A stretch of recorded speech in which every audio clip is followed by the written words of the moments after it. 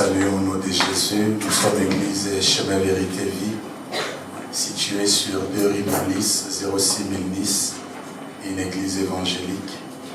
Nous nous rassemblons le vendredi de 19h à 20h pour la prière.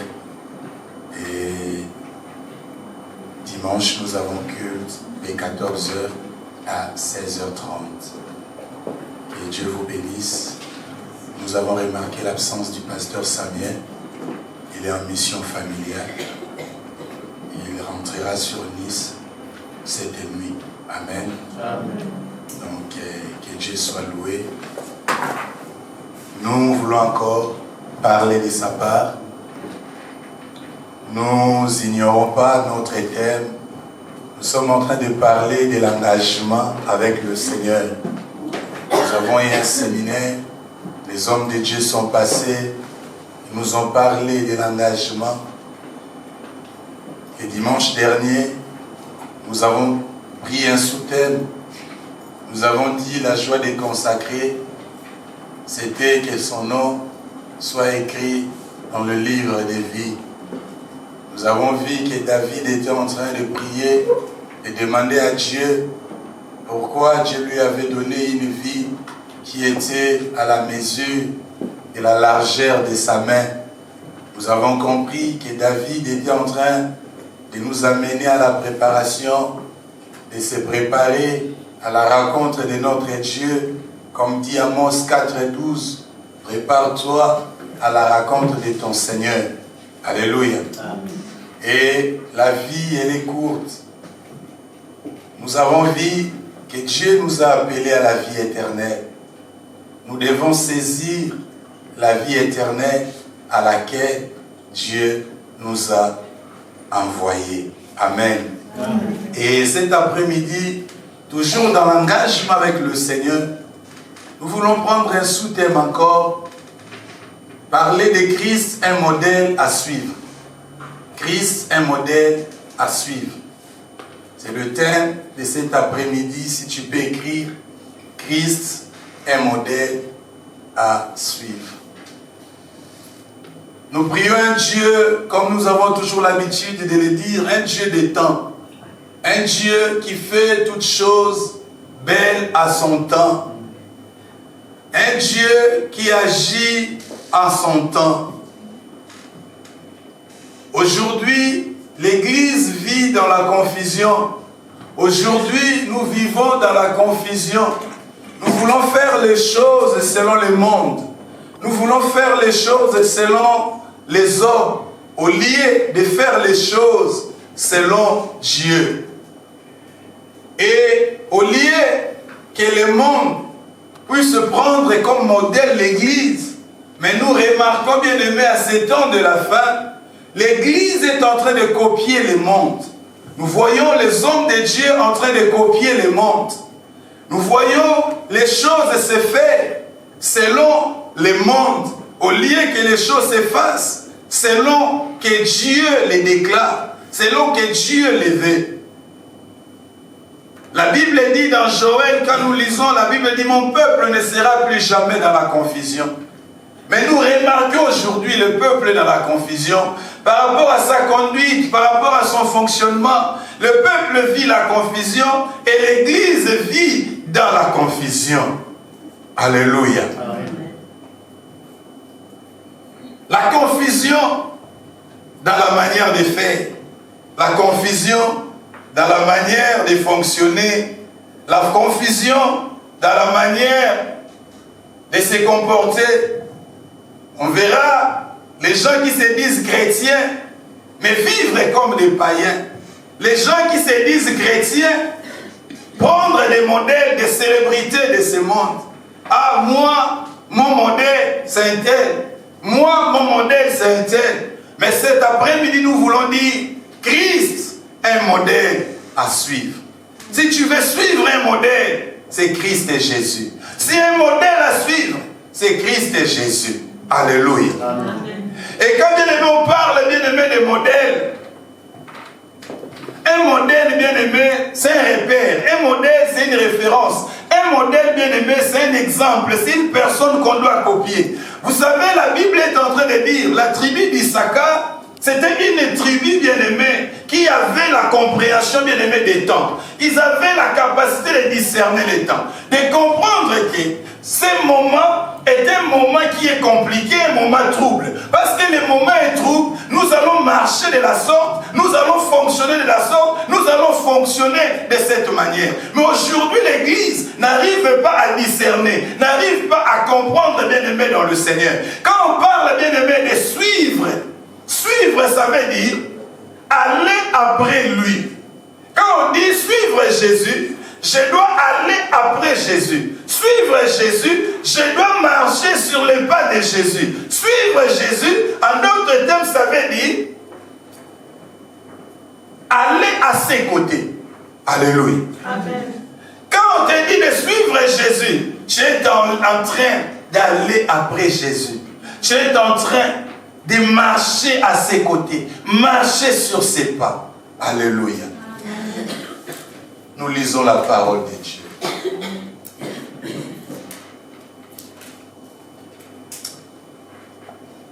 Luc 6.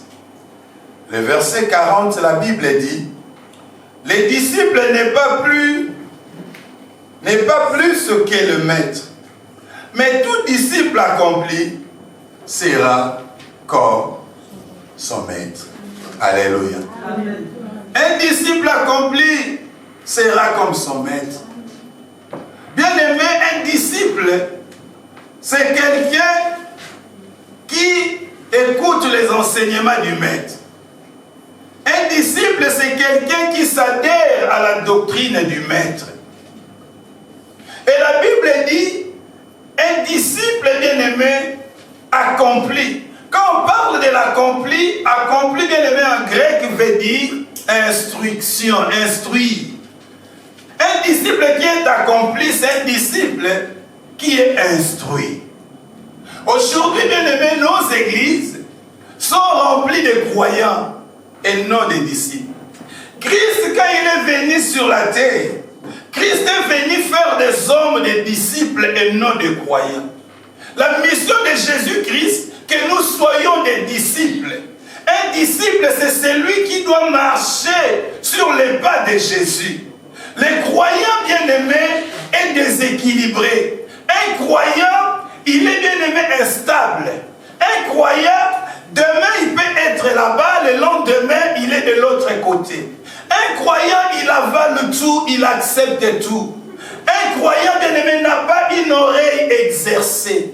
Mais un disciple, il a une oreille exercée. Pourquoi? Parce qu'il est instruit. La Bible est en train de dire, bien-aimé, il y avait les chrétiens de Béret. Quand nous lisons la Bible, nous comprenons bien, mais ces hommes étaient des disciples. La Bible dit, ils étaient en train de vérifier, bien-aimé, l'enseignement. Mais qui était en train d'enseigner? C'était Paul qui enseignait. Un homme éloquent, un homme qui avait la connaissance, les savoirs, un homme qui était doué. Mais quand Paul était en train d'enseigner, la Bible dit, les chrétiens de Béret, ils ouvraient leur Bible, bien-aimés. Ils vérifiaient si ce que Paul était en train d'enseigner était conforme aux Saintes Écritures. Amen. Alléluia. Amen.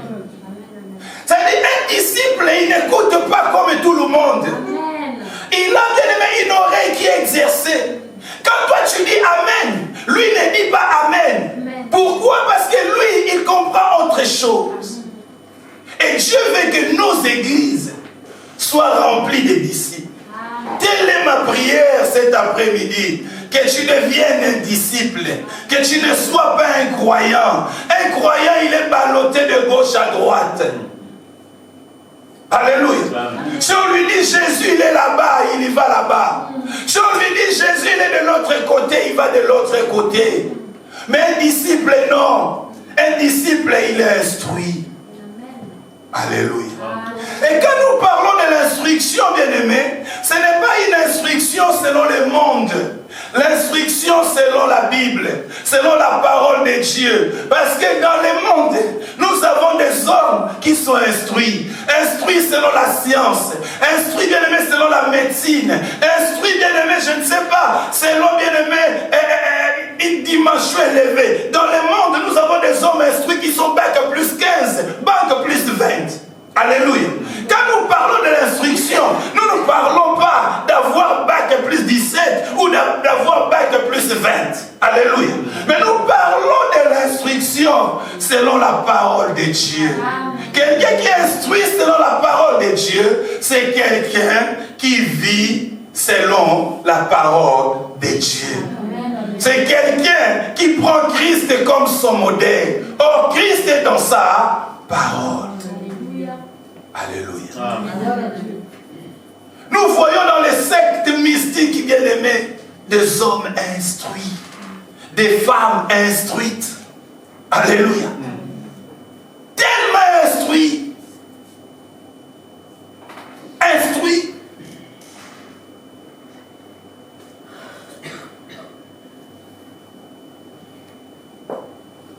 Nous parlons de l'instruction selon la parole de Dieu. Jésus bien-aimé est un modèle à suivre.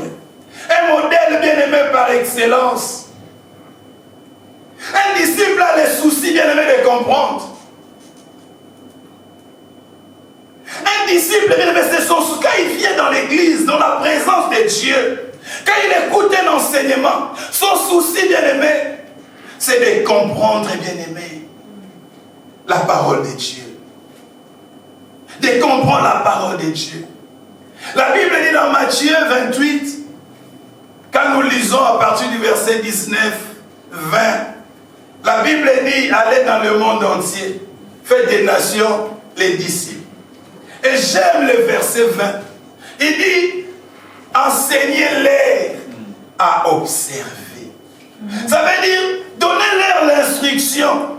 Quand vous allez aller dans le monde, quand vous allez faire des gens des disciples, la particularité de ces disciples-là, c'est quoi? C'est l'enseignement que vous allez leur donner. Alléluia. C'est l'instruction que vous allez leur donner. N'allez pas faire les disciples comme ça. Les disciples, on les fait avec l'enseignement. Alléluia. Un disciple, il est fait par l'enseignement. Un disciple, il est bâti par l'enseignement. Un disciple, il est fondé par l'enseignement. Mais un croyant bien-aimé, il n'est pas bâti par l'enseignement. Un croyant, lui, c'est ses désirs qui prient. C'est l'accomplissement de ses besoins qui prient. Quand on lui dit, c'est là-bas, il va, pourquoi? Parce qu'il a besoin de satisfaire son besoin. Mais un disciple, quand même, le besoin n'est pas satisfait. Il reste là. Alléluia. Il est posé là. Il n'est pas là parce que mon besoin, non, quand même, le besoin n'est pas satisfait. Mais lui, il est toujours stable. Il est toujours stable.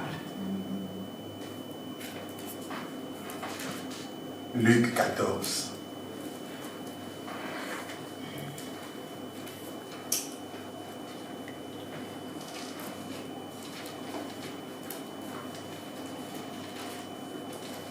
Je commence à partir du verset 25. La Bible dit, de grandes foules faisaient route avec Jésus. Il se retourna et leur dit, si quelqu'un vient à moi, sans me préférer à son père, à sa mère, à sa femme, à ses enfants, à ses frères et à ses sœurs, et même à sa propre vie, il ne peut être mon disciple. Et quiconque ne porte pas sa croix et ne me suit pas, ne peut être mon disciple. Alléluia. Amen. C'est-à-dire, un disciple bien-aimé a un dévouement. Il est dévoué. Un disciple, il a la passion. Quand Jésus est en train de parler, bien-aimé, dans ce passage, ici, il est en train de mettre l'accent, bien-aimé, de l'amour que le disciple doit avoir envers son maître. Matthieu 10, 37 dit, si quelqu'un aime son frère ou son père plus que moi, plus que Dieu, il n'est pas digne de moi. Alléluia. Jésus est en train de mettre en avant l'amour. Ça veut dire, tu ne peux pas aimer ton père plus que Dieu.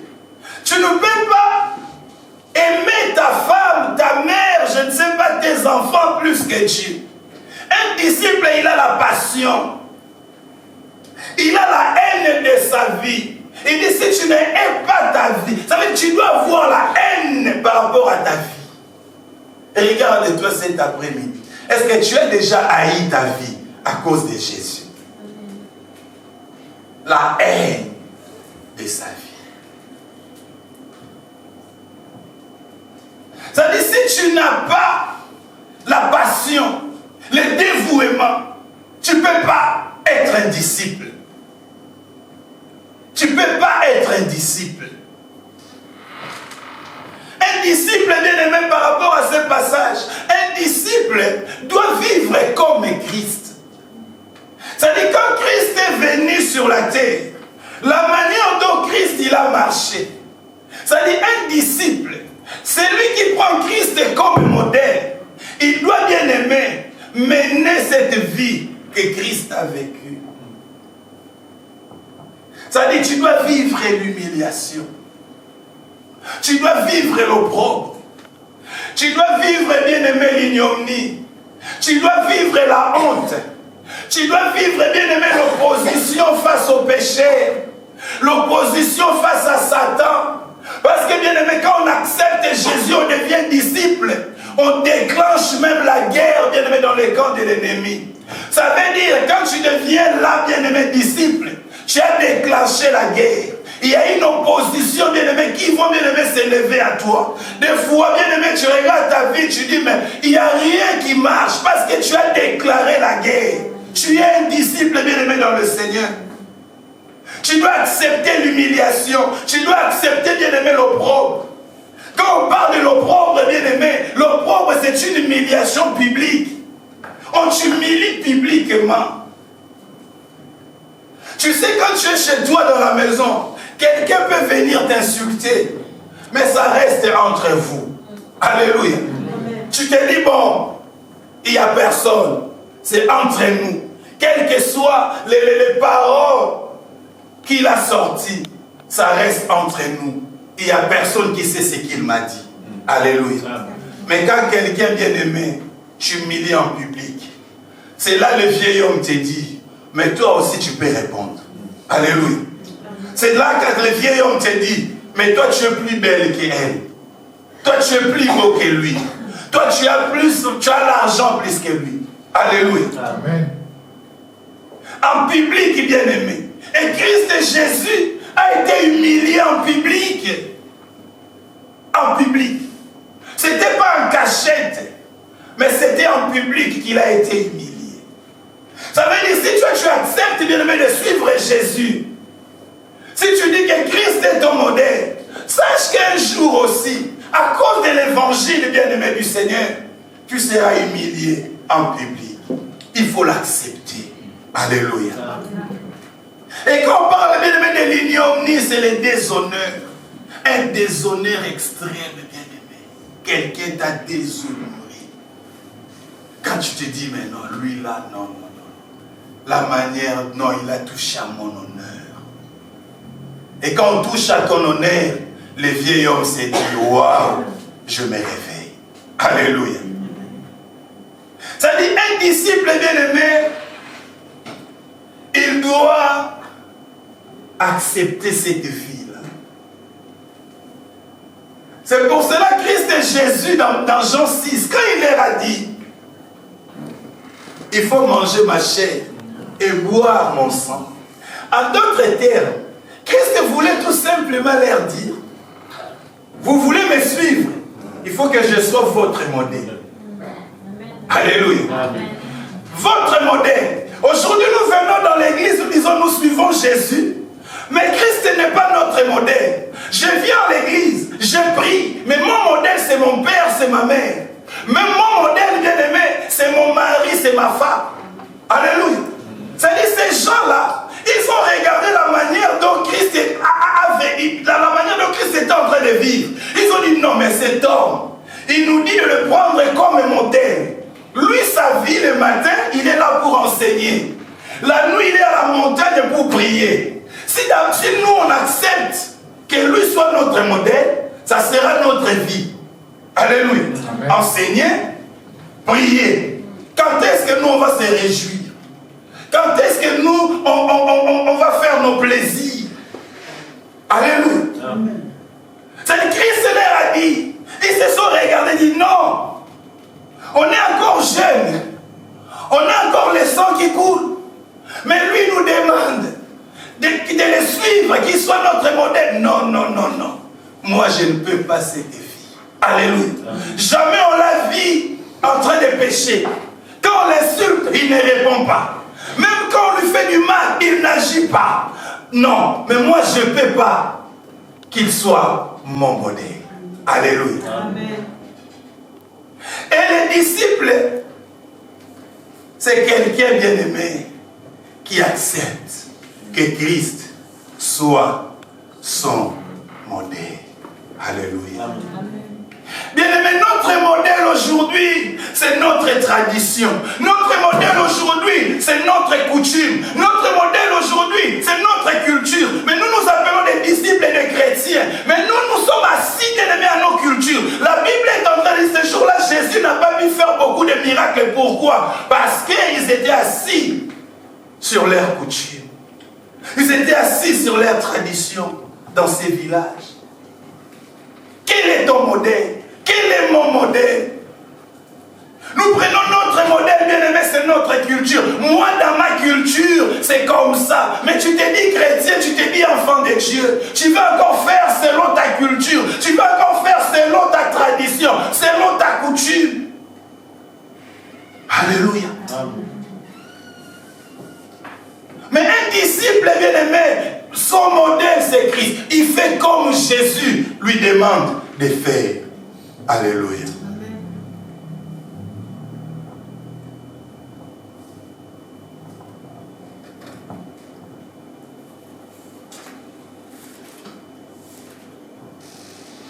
Jean 21.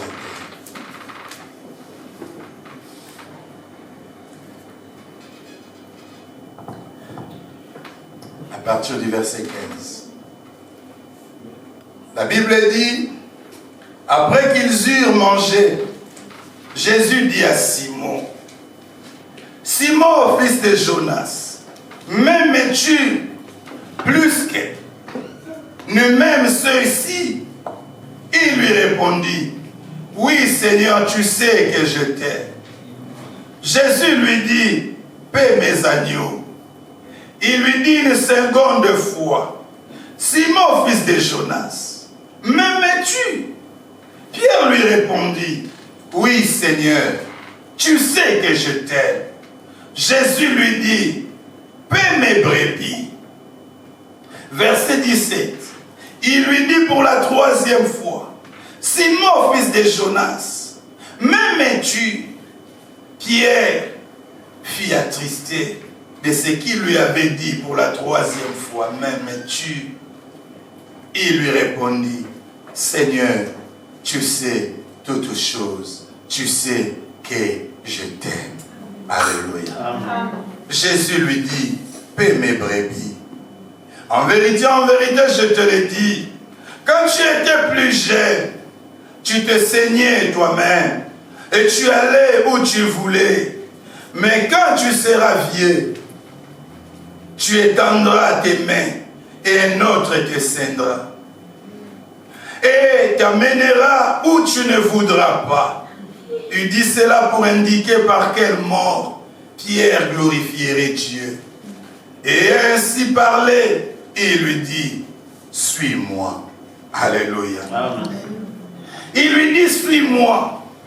Bien-aimé, dans ce passage, quand nous lisons ce passage, premièrement, nous comprenons que l'amour doit être, comme on a lu dans Luc 14, doit être, bien-aimé, l'unique motivation qui doit te pousser à servir Dieu, qui doit te pousser à suivre Dieu. Alléluia. Ça dit l'amour, bien-aimé, c'est l'unique motivation. Il n'y a pas deux motivations, trois motivations. Quand nous venons au Seigneur, quand nous nous engageons au Seigneur, c'est l'amour, bien-aimé, qui est l'unique motivation. Et ici, bien-aimé, la troisième fois, Pierre répond à Jésus, dit, Seigneur, tu sais tout. Ça veut dire, il comprend, il fait comprendre à Jésus que tu es Dieu. Parce qu'il n'y a que Dieu qui connaît toutes choses. Il dit, tu es Dieu, tu connais toutes choses. Parce que tu connais toutes choses. Tu sais, si je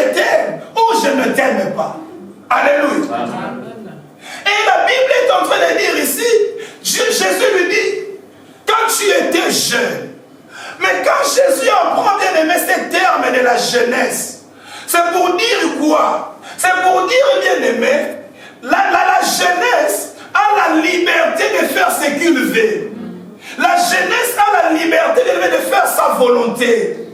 Jésus voulait lui dire, Pierre, quand tu étais jeune, tu pouvais commettre l'impudicité. Quand tu étais jeune, tu pouvais commettre l'adultère. Quand tu étais jeune, tu pouvais faire n'importe quoi. Mais quand tu deviendras vieux, c'est pour ça que la Bible, même quand nous lisons, on parle de Paul qui est un vieillard. Or, quelqu'un qui devient vieux et dans la foi, c'est le Saint-Esprit qui les conduit. C'est Jésus qui les conduit. C'est Christ qui est son modèle. Il n'est plus conduit par la jeunesse. La Bible dit, quand nous lisons Ecclésiaste, la Bible dit, jeune, réjouis-toi de ta jeunesse. Mais sache un jour, Dieu t'appellera au jugement. La jeunesse de l'aurore sont vanité. Alléluia. Ça veut dire, bien aimé, la jeunesse, quand Jésus parlait à Pierre, il faisait allusion, bien aimé, à sa nature qui était charnelle. La jeunesse, bien aimé, c'est la nature charnelle. Quand tu es encore jeune, nous disons les jeunes, ils ont la fougue.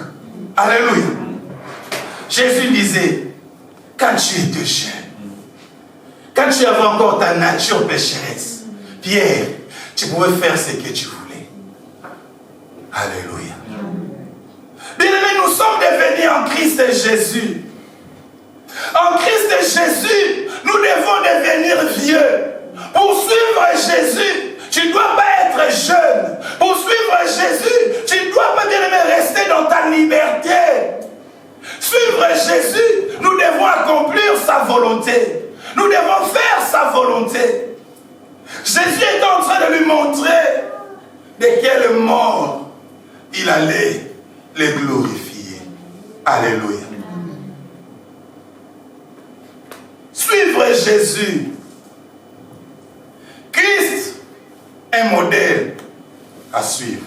Alléluia. Dis, Christ est un modèle à suivre.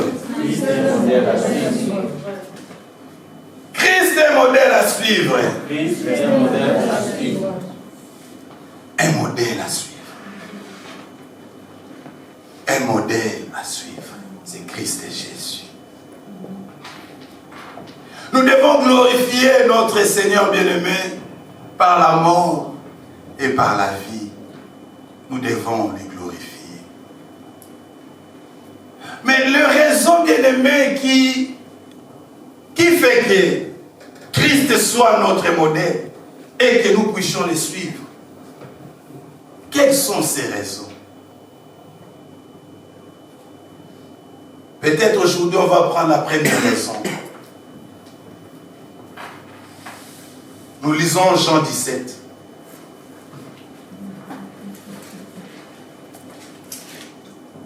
Jean 17, le verset 3.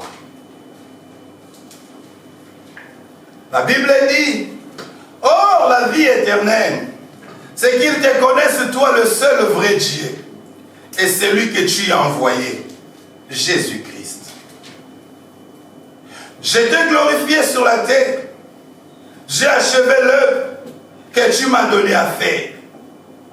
Et maintenant, toi, Père, glorifie-moi auprès de toi-même de la gloire que j'avais auprès de toi avant que le monde soit. Alléluia. Il commence et dit, je commence par le verset 1.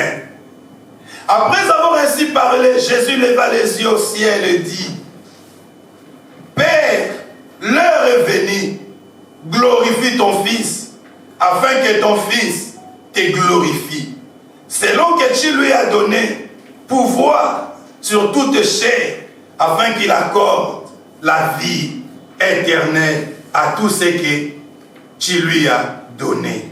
Amen. Or, la vie éternelle, c'est qu'ils te connaissent, toi le seul vrai Dieu, et celui que tu as envoyé, Jésus-Christ. Ici, bien-aimé, il y a une tournure, bien-aimé, des mots. Une tournure, bien-aimé, des phrases. Si nous voulons comprendre cela, ici, Jésus, c'est lui qui est en train de parler. C'est-à-dire, il se met, bien-aimé, en égalité avec Dieu. Il dit à Dieu, si tu veux que moi je puisse te glorifier, il faut que toi aussi, tu me glorifies. C'est-à-dire, si tu ne me glorifies pas, moi aussi, je ne pourrai pas te glorifier. Et ici, nous voyons que Jésus a le pouvoir d'accorder la vie éternelle. Tu lui as donné le pouvoir d'accorder la vie éternelle sur toute chair.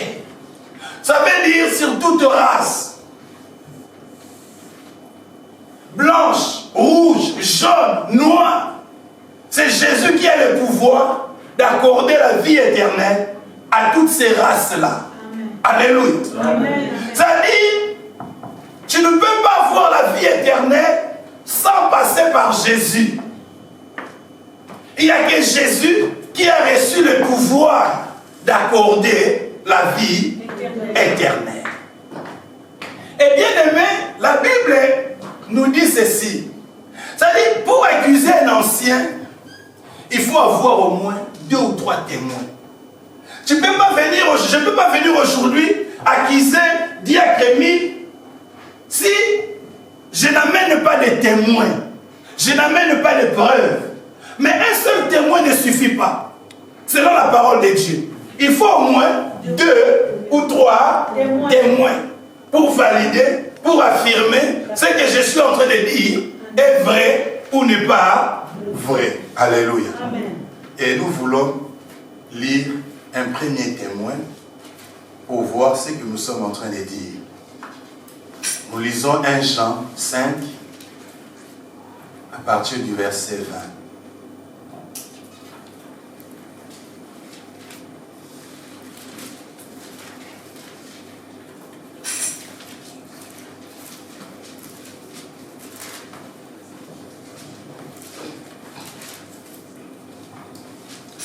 La Bible est en train de dire,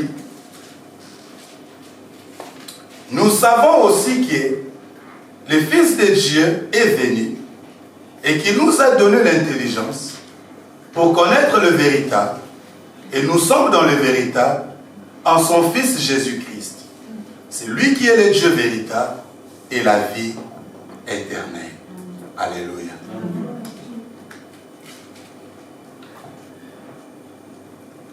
Quand nous lisons ce passage bien-aimé dans le Seigneur, ce passage bien-aimé, c'est une révélation du mystère caché dans Jean 17.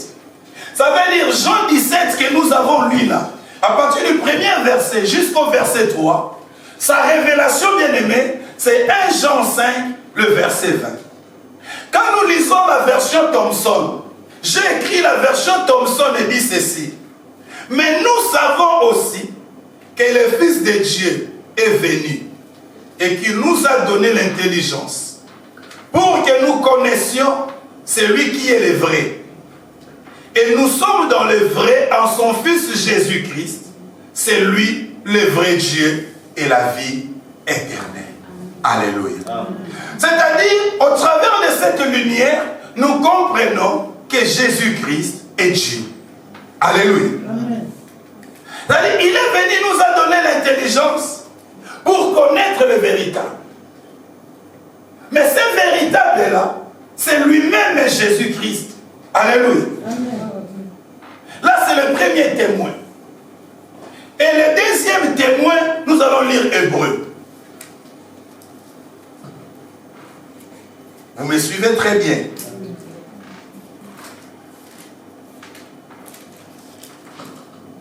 Nous lisons Hébreu 1.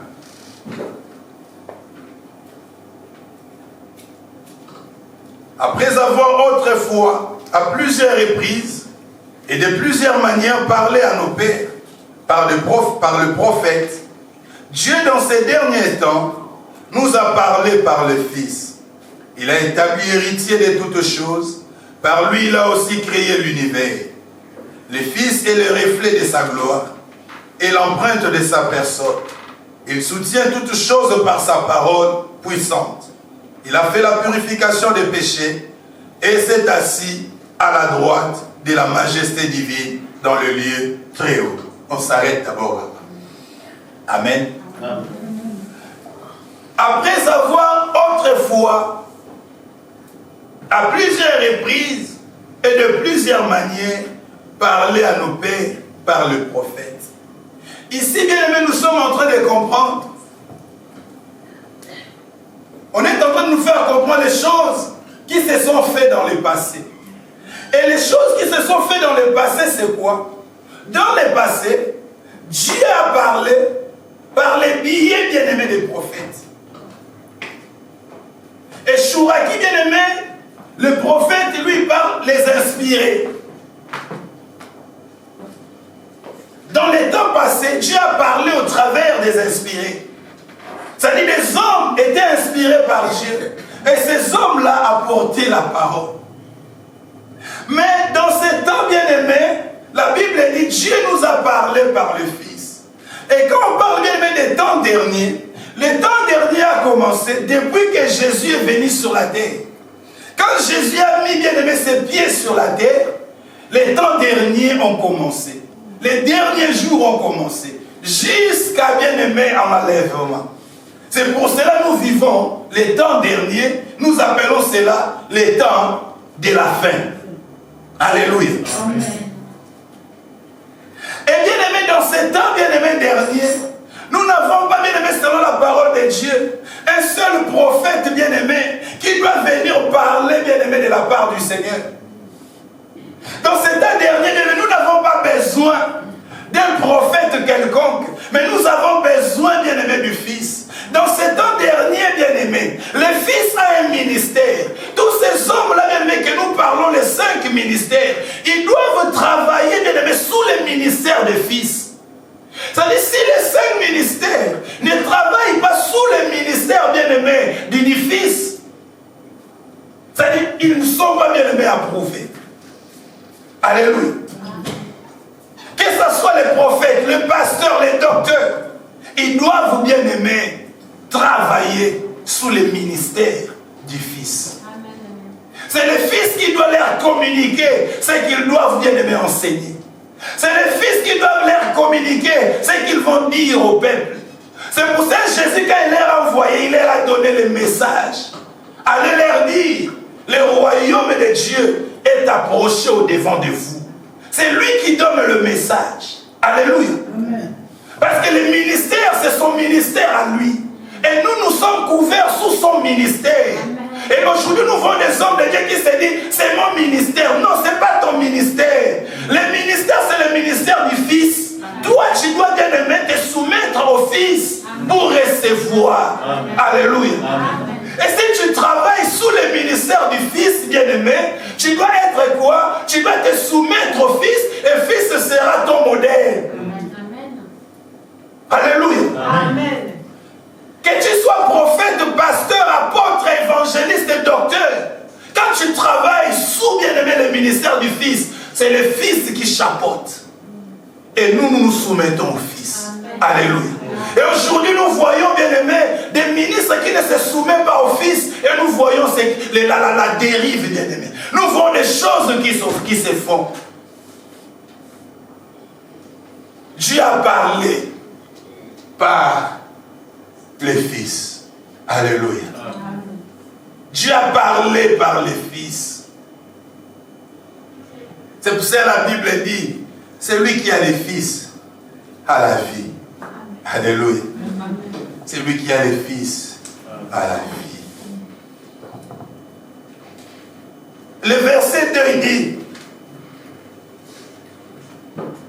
Dieu dans ces derniers temps nous a parlé par le Fils. Il a établi héritier de toutes choses. Par lui, il a aussi créé l'univers. C'est par le Fils bien-aimé que Dieu a créé l'univers. Quand nous lisons Colossiens, la Bible dit, toutes choses ont été créées par lui et pour lui. Amen. Les invisibles, les trônes, les autorités, les dominations, toutes ces choses-là ont été créées par lui et pour lui. La Bible dit, le Fils est le reflet de sa gloire. Amen. Ça veut dire que tu ne peux pas vivre la gloire en dehors de Jésus. Pour vivre la gloire, il faut t'approcher de Jésus. Amen. Il est le reflet de sa gloire. Le reflet de sa gloire. continue, il dit, l'empreinte de sa personne. Et il soutient toutes choses par sa parole puissante. Il est l'empreinte de sa personne. Aujourd'hui, bien-aimé, on ne peut pas m'arrêter avec l'empreinte de Papa Diacre. On ne peut pas arrêter Papa Diacre avec l'empreinte du pasteur Clément. Son empreinte, c'est sa personne. Mon empreinte, c'est ma personne. On ne peut pas arrêter Maman Sylvie avec l'empreinte de ma soeur Cathy. Non. Alléluia. Ça veut dire, Jésus, la Bible dit, il est l'empreinte de sa personne. C'est les Français. L'empreinte de sa personne. La personne de qui? La personne de Dieu. Et Jésus est son empreinte. C'est pour ça qu'il a dit à Thomas, c'est lui qui m'a vu. C'est lui qui m'a touché. Pourquoi? Parce qu'il est l'empreinte de la personne de Dieu, la personne du Père. Alléluia.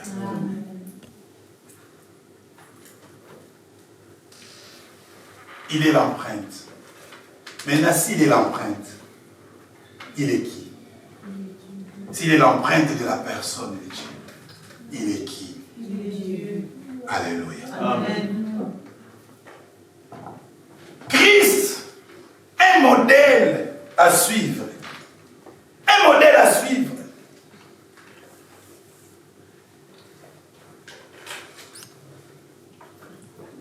Il continue, il dit, il soutient le monde, toutes choses par sa parole puissante. Il a fait la purification des péchés et s'est assis à la droite de la majesté divine dans le lieu très haut. Alléluia. Amen.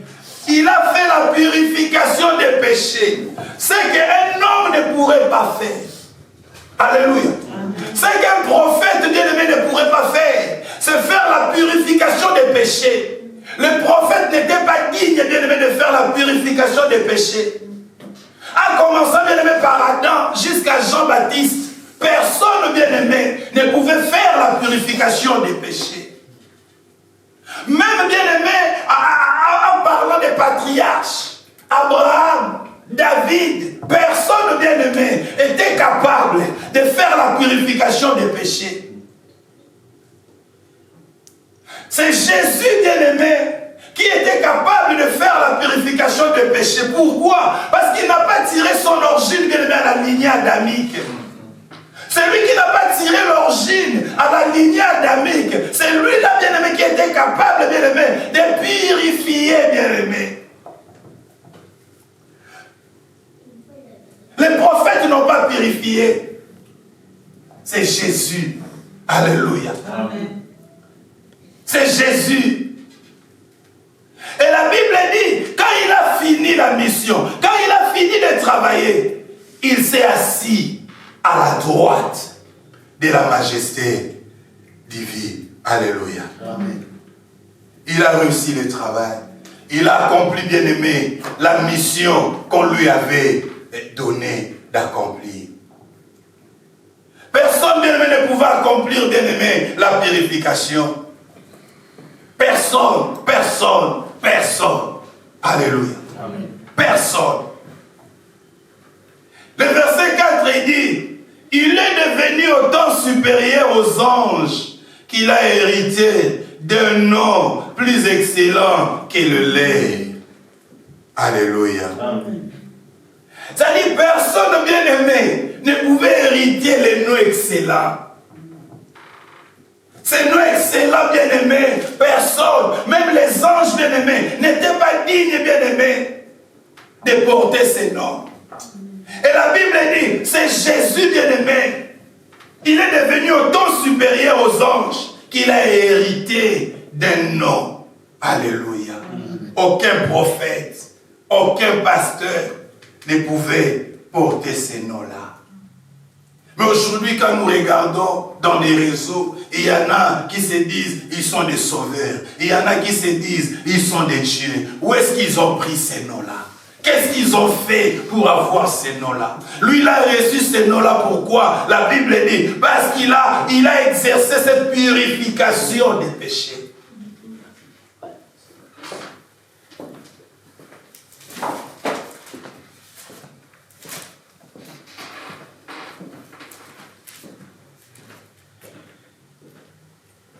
Deux Jean.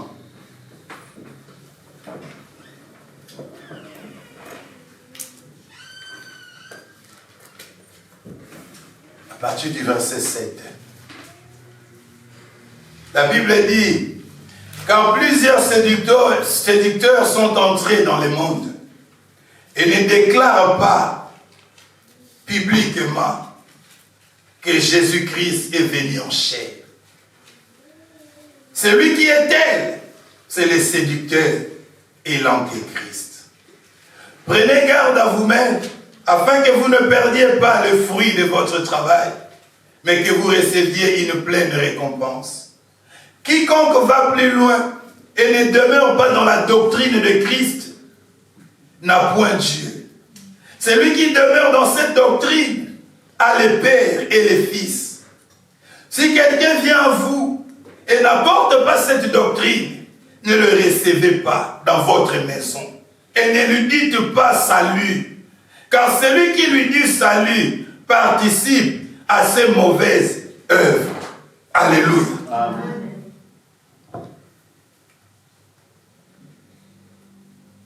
Christ est modèle à suivre, un modèle par excellence.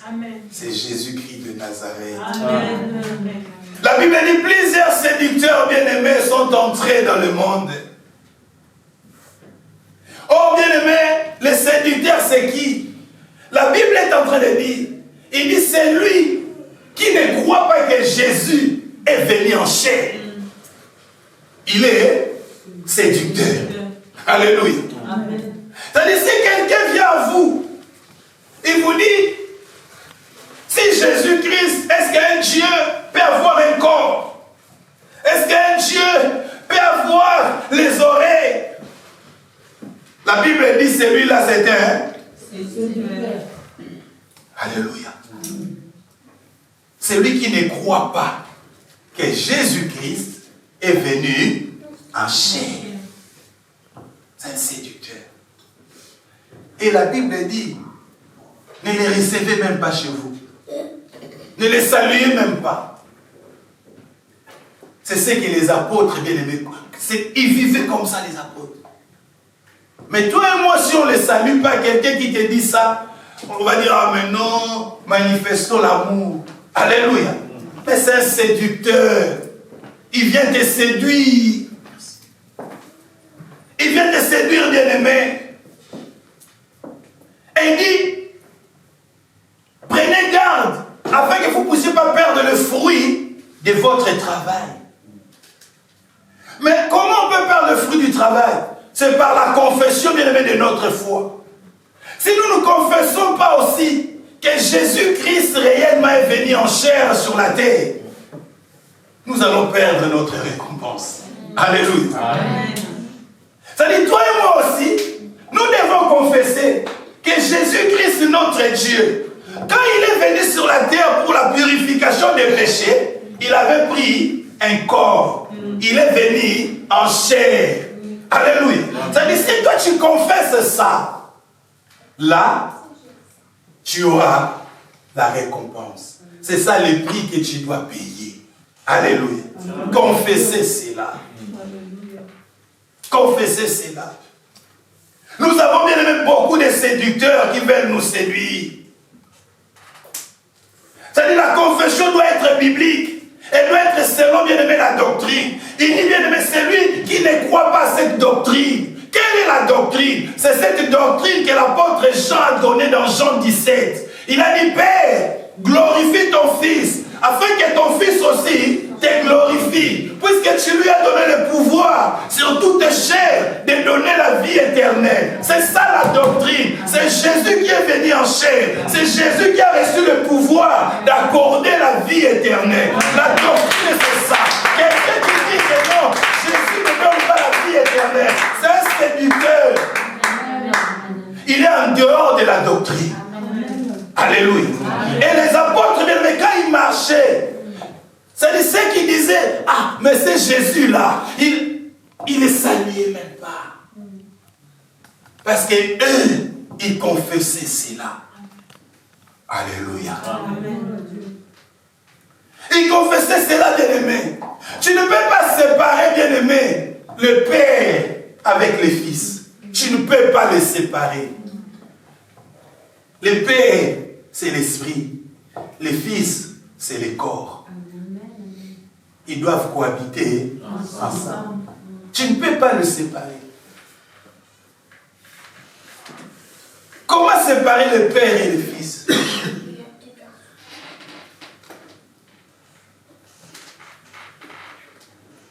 Celui qui est en nous, c'est qui? Le Père et le Fils. Tu ne peux pas les séparer. Tu ne peux pas les séparer.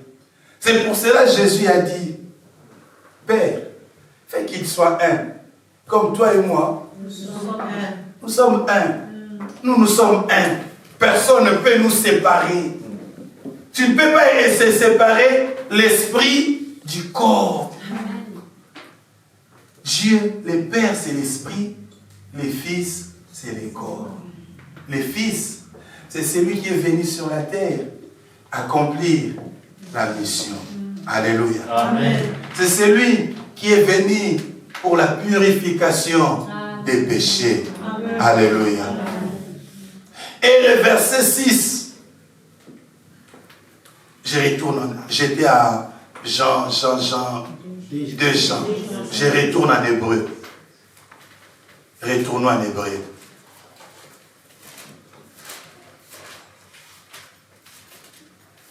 Et mais ça, c'est des choses de notre salut. Alléluia. Amen. Ça, c'est l'enseignement. N'attends pas qu'on puisse établir une journée d'enseignement. Ça, c'est l'enseignement.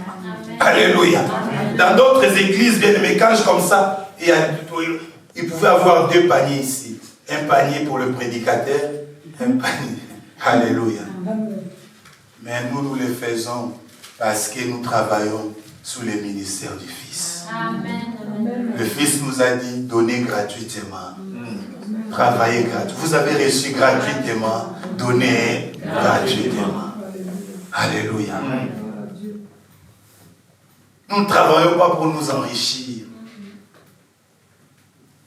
C'est lui qui nous enrichit. Amen. Alléluia. Amen.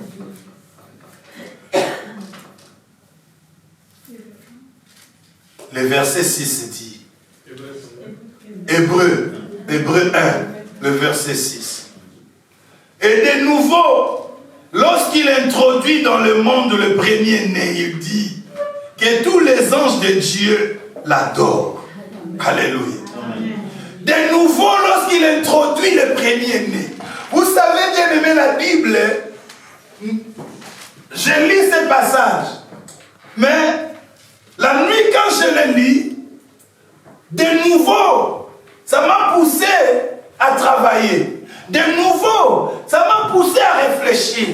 La Bible dit, et de nouveau, lorsqu'il introduit dans le monde le premier-né. Quand la Bible dit de nouveau, il introduit, ça veut dire qu'il était déjà venu. Alléluia. Amen. Ça veut dire, il introduit de nouveau. Mais ça veut dire, il était déjà venu. Mais quand il était venu pourquoi? Il était venu à quel moment? Alléluia. Il introduit de nouveau.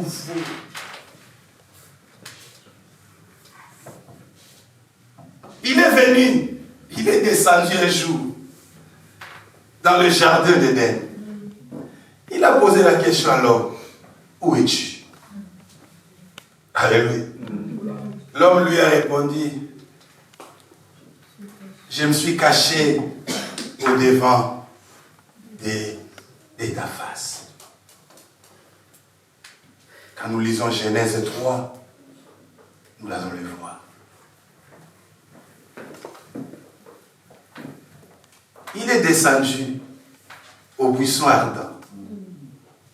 Mais Moïse ne l'a pas vu. Alléluia. il est descendu, il est allé voir Gédéon. Il a dit à Gédéon, vaillant héros. Gédéon commence à parler. Si je suis vaillant, pourquoi les Madianites, ils prennent les dessus sur nous? Mais Gédéon lui dit, si c'est toi, attends-moi. Je vais te préparer quelque chose. Et que j'étais là. Et il a attendu. Alléluia. Amen. Un jour, il s'est présenté au devant du patriarche Abraham. Abraham, la Bible dit, il était dans le repos, il voit 3 hommes. Mais dans les 3 hommes, Elohim lui dit, Abraham, dans cette même époque, Sarah, ta femme, aura un enfant. Alléluia. Ça veut dire, nous voyons de plusieurs manières, de plusieurs fois, il s'est présenté. Mais quand il s'est présenté de plusieurs manières, c'était pour visiter son peuple, pour lui faire du bien, pour lui donner un message. Mais maintenant, pour sauver l'homme, pour purifier les péchés de l'homme, il a dit non, je dois lui faire rentrer de nouveau. Mais de nouveau, la mission a changé. Les missions, ce n'est plus pour faire du bien, mais de nouveau, c'est pour ôter les péchés, c'est pour purifier, c'est pour sauver l'homme, c'est pour donner le salut à l'homme. Il est entré de nouveau. C'est pour cela que le Christ, c'est un modèle à suivre. Un modèle à suivre. Un modèle à suivre. C'est Jésus. C'est Jésus. C'est Jésus. C'est Jésus. On n'a pas 2 modèles. On n'a pas 3 modèles. On n'a pas 5 modèles. C'est lui qui est venu nous sauver. Il est venu en chair. En chair, il a porté le péché. Alléluia. De nouveau. Mais de nouveau, c'est pour porter les péchés de l'humanité. De nouveau, ce n'était pas seulement pour Abraham. De nouveau, ce n'était pas seulement pour le peuple juif. De nouveau, ce n'était pas seulement pour le peuple d'Israël. Mais de nouveau, c'était pour toi et moi. De nouveau, c'était pour toute la terre. De nouveau, c'était pour tout le monde.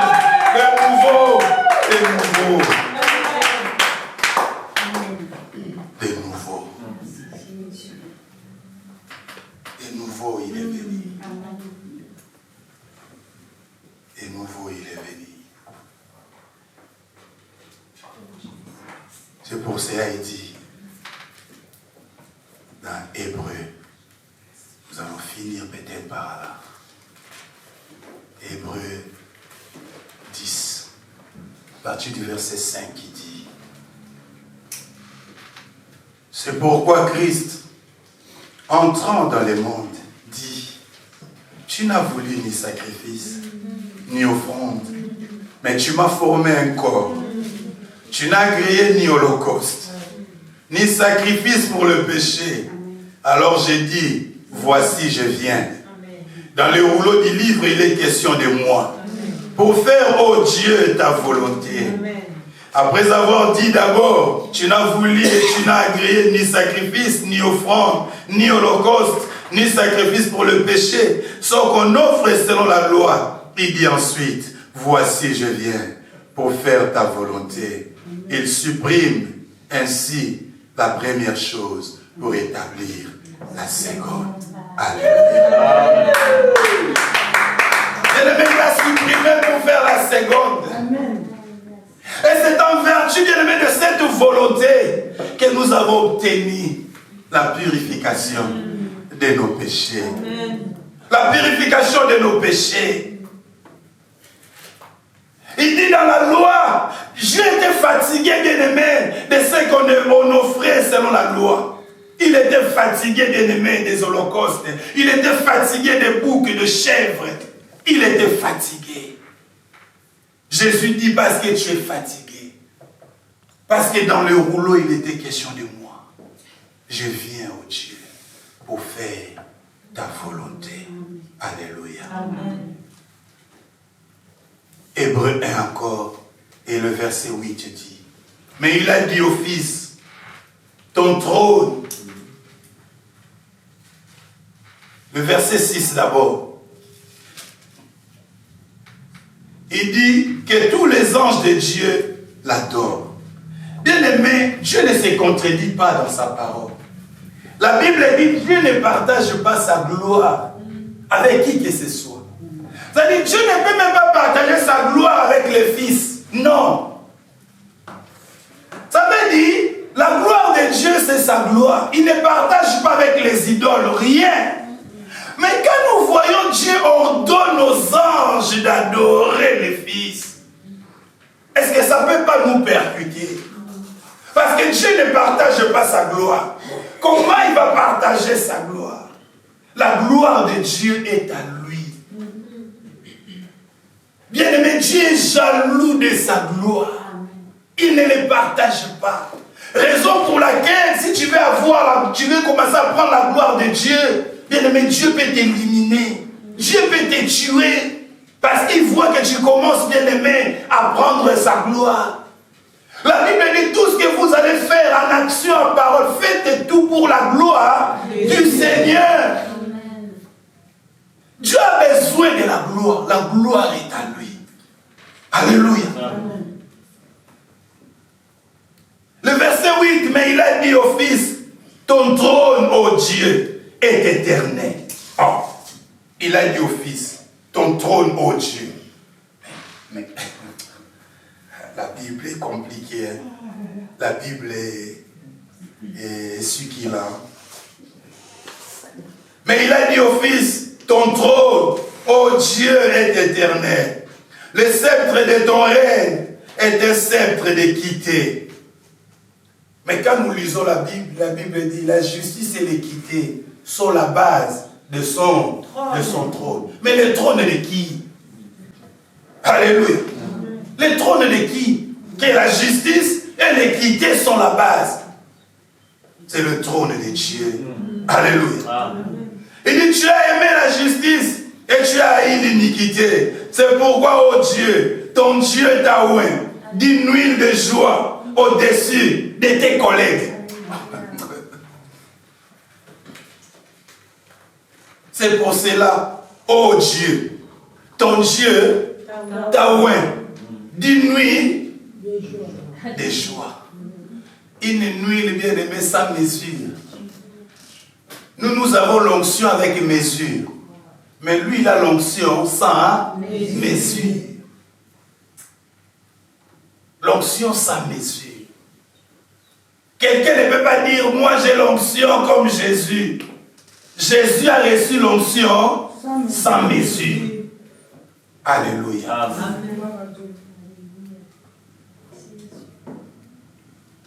Et encore toi, Seigneur, tu as ni commencement. Tu as au commencement fondé la terre et les cieux sont l'ouvrage de tes mains.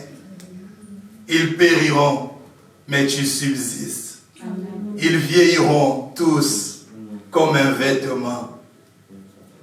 Tu les rouleras comme un manteau et ils seront changés. Mais toi, tu restes le même. Amen. Et tes années ne finiront point. Alléluia. Acclamez le Seigneur. Acclamez le Seigneur. Alléluia. Bien-aimé, c'est ainsi qu'il est notre modèle à suivre. Amen. C'est ainsi, bien-aimé, toi et moi, nous devons l'aimer plus que toute chose. Nous devons l'aimer plus que tout. Cet après-midi, j'aimerais te dire d'aimer Jésus plus que tout. D'aimer Jésus plus que ton mari. D'aimer Jésus plus que tes enfants, ta femme. D'aimer Jésus plus que les membres de ta famille. Parce que ce que Jésus a fait, aucun bien-aimé des membres de ta famille ne pouvait le faire. Ce que Jésus a fait, ton père ne pouvait jamais le faire. Il y a que Jésus qui l'a fait. Il y a que Jésus qui l'a fait. Et Jésus mérite la gloire. Nous devons l'aimer. Nous devons l'aimer. Plus que tout, plus que l'argent, plus que la richesse, plus que nos avoirs. Nous devons aimer Jésus. Nous devons le suivre. Nous devons le servir. Alléluia. Dieu bénisse richement sa parole. Amen.